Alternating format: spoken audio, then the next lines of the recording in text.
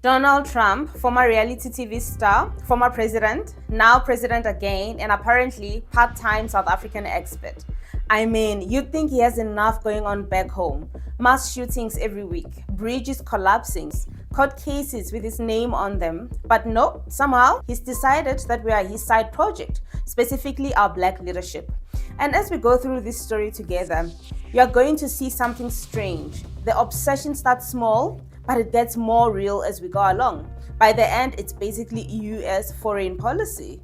So let's start from the beginning. Mr. President, you said so on Free Social. You said that you were going to cut aid from South Africa. Will you plan to cut aid across other African nations, and why South Africa? No, it's only South Africa. Terrible things are happening in South Africa.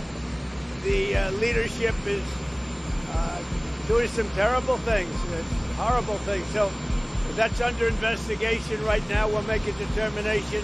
And until such time as we find out what South Africa is doing, they're taking away land, they're confiscating land, and actually they're doing things that are perhaps far worse than that. And on the Fed.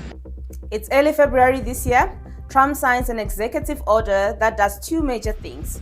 First, he cuts over 400 million in US aid to South Africa.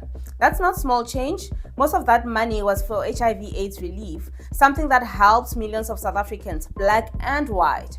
Second, he creates a special refugee program for white Afrikaners. A refugee program because, according to him, white South Africans are facing race-based discrimination and even genocide. Now, to be clear, farm murders are tragic. They are a tragic reality. Nobody denies that. But so is the fact that thousands of black Africans are killed every year in violent crime, township shootings, gender-based violence, killings of black farmers. None of that seems to trigger Trump's concern. And here's where the obsession gets more real. It's not about South Africa as a whole. It's about one group in South Africa. It's like your house is on fire and the fire department rushes in but only sprays water on your neighbor's kitchen because they like his cooking. And as things progress, the obsession grows and grows, and now we get to the second phase of the obsession, the tariff threat. Fast forward 2 months, Trump announces he's thinking about imposing a 30% tariff on South African exports. I mean, citrus, wine, steel, basically anything we sell to America. He says it's about trade imbalance. But here's the funny thing. The countries he likes don't get punished for trade imbalances. The ones he doesn't like do. At this point, it's just a threat, but the obsession gets more real because if it goes through, it's going to hurt everyone in South Africa, black and white, right?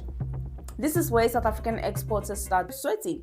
Imagine you've been sending your oranges to the US for years. Now suddenly, your oranges have to cost 30% more just to get in. Who's going to buy them? It's like telling your crush, I really like you, but from now on, if you want to see me, it's going to cost you 200 every time.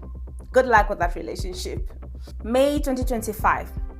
President Ramaphosa flies to Washington for an official state visit. The plan? To talk about trade, climate change, cooperation. Instead, he walks into the Oval Office and Trump pulls out a slideshow. Yes, a slideshow. Like it's 1990 and we're in a family lounge showing holiday pictures. Turn the lights down and just put this on. It's right behind you. Johan. There's nothing this parliament can do.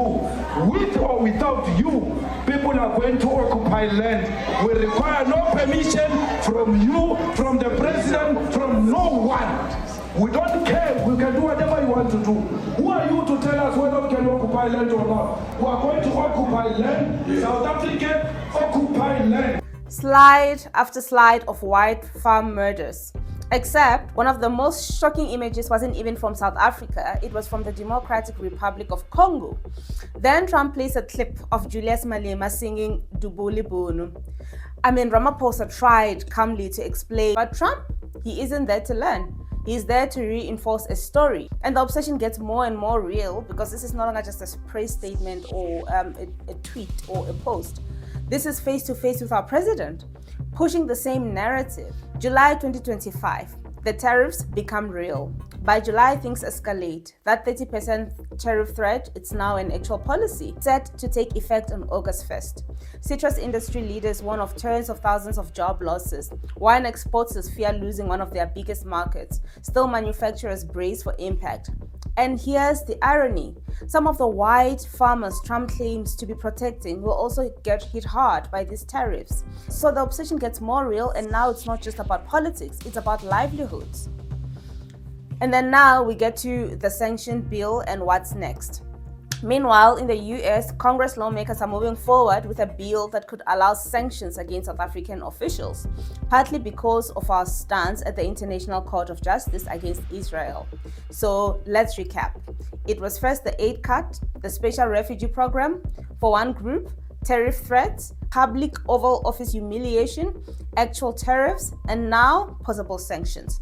At this point, it's safe to say obsession isn't just real, it's policy. So why is Trump so fixated on South Africa? It could be ideology, it could be politics, playing to a certain voter base, it could be personal. But one thing is clear. As the months go by, the obsession gets more real, and we are the ones paying the price. I'm Nikwe Nimo, and this is News and Politics. Until next time, stay winning.